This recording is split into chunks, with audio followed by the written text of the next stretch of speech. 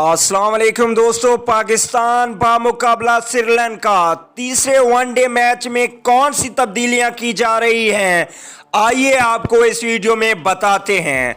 दोस्तों, बहुत बड़ी तब्दीली है जिसका आप इंतज़ार कर रहे थे, वही तब्दीली की जा रही है। आइए मुकम्मल तफसील आपको बताते हैं, लेकिन उससे पहले अगर चैनल पे फर्स्ट टाइम है तो बराए मेहरबानी चैनल को सब्सक्राइब कर लें और साथ में लगे बेल के आइकन को ज़रूर इनेबल कर दें।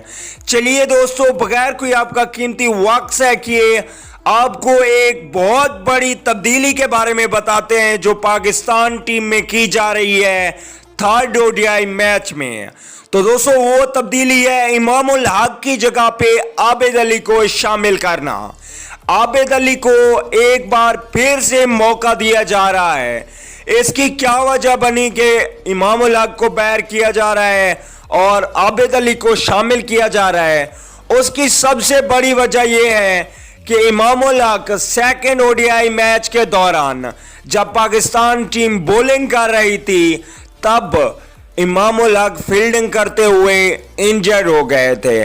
उनकी इंजरी इतना ज़्यादा है कि वो थर्ड ओडीआई मैच नहीं खेल सकते, इसलिए इमाम उल हक की जगह पे आबिद अली और फ़खर ज़मान से ओपनिंग कराई जाएगी।